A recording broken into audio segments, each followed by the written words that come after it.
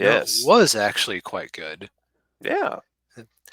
So, as we've mentioned a few times, we've been switching to a mix of new and old. And Mhm. uh, as we've been picking movies, I kind of feel like my choices have actually no, I'd say both of our choices have this aspect where it's like, okay, we all know a few memes from some of these movies. Yeah. Let's actually watch it. Like mm, Mhm. from Uh, Wolf of Wall Street. yeah. And then of course, forget it, Jake. It's Chinatown. Yes. Uh, for this one, of course, the meme is always be closing. Coffee Yeah. for closers. Yes. Because of course we watched Glengarry Glen Ross. Yes. So this was originally a stage play that got adapted into a movie, and both the play and the movie were written by David Mamet, whose uh, work is very well known. There's I don't know if you've ever seen Wag the Dog. I have actually. I didn't realize that Okay. was him.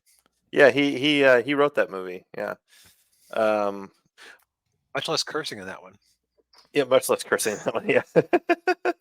um, but yeah, I actually remember when I think it was in high school when there was a production of this on Broadway, and uh, I wasn't really in not really all that much into musicals, and so my parents were trying to find plays that we could go see, but my mom was like, "No, we don't want to go see this movie. There's too much swearing in it."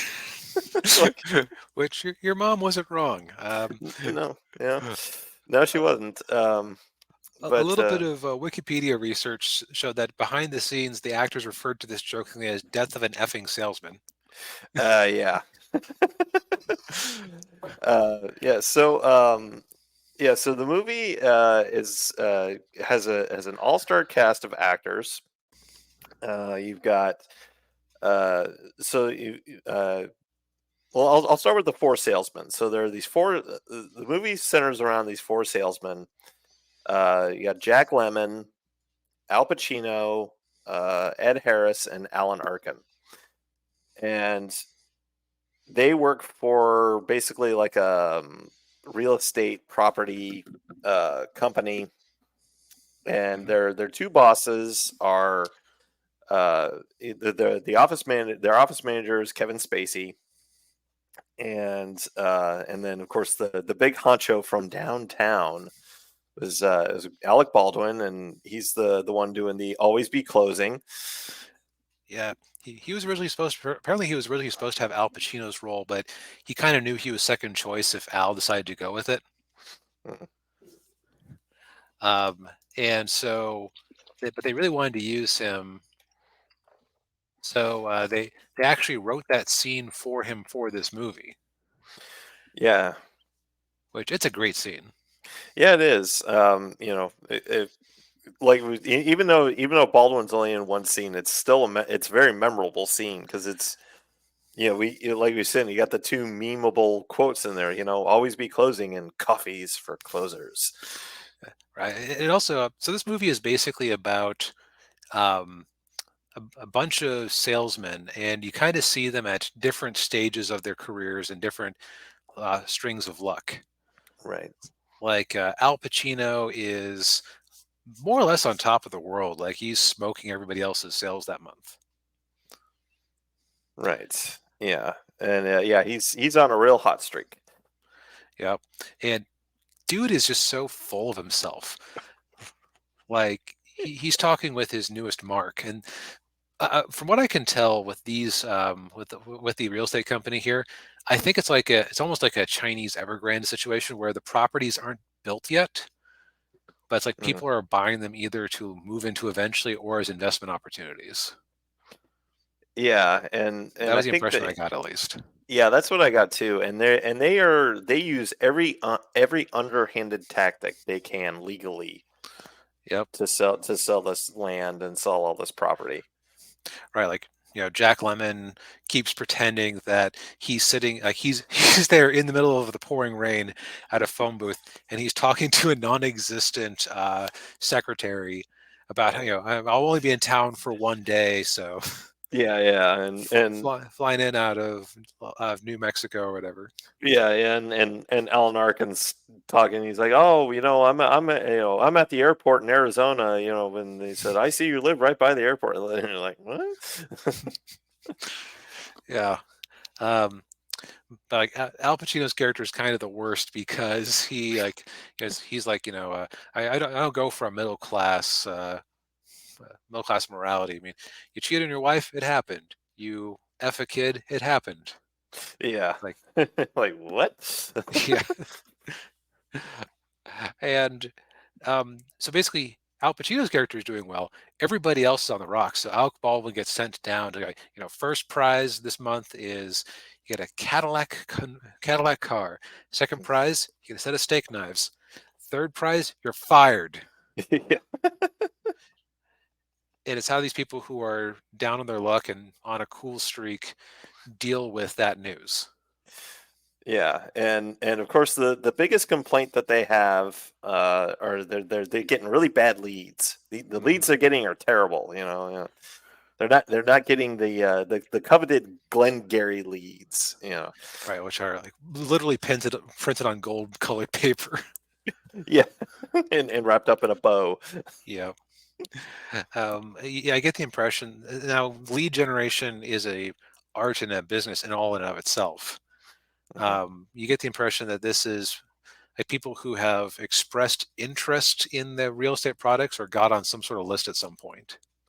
Right. Yeah. In fact, when Yeah. Jack Lemmon goes to some guy's house, he's like, Look, my wife signed up for this. She didn't know what she was doing. Yeah. Please leave us alone." Yeah. And yeah. And or the yeah. And that happens, or they're constantly getting telemarketing calls. That's Yeah, basically what that all is. Yeah. At least I think that's right. that sounds right. Yeah. But I was thinking about it, and the only okay, so let's kind of we don't necessarily need to like divide these into two videos, but like we can kind of give our non-spoiler thoughts, then get into some juicy spoilers.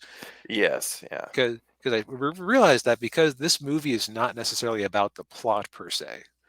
No. Yeah. Some of what we've been talking about could constitute minor spoilers, just because I can in a movie where they were trying to team up to fight the Lizard Empire or whatever. Right. These will be incidental scenes that show off the characters when that's what the movie is, incidental scenes that show off the characters. Right. Yeah. This is definitely very much a character-driven story, and it's carried by the characters, carried by the actors in particular, and yeah, there's no one main character. Although I guess you could kind of argue maybe Jack Lemmon's character is kind he, of the main character. he's the closest we get to it. Yeah. Uh, there's and he puts in such a great performance Yeah. because the character's kind of a scumbag, but he has like some sympathetic baggage where you kind of realize why he has to be a scumbag.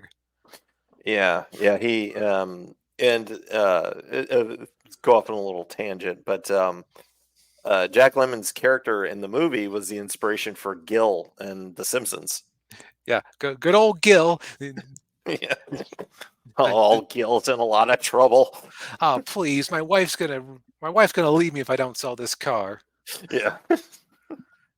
It's so weird that he has stuck around on The Simpsons for so long. Because like, you'd think he's Yeah. like a one note character, but they keep finding ways to have him be pathetic. Yeah.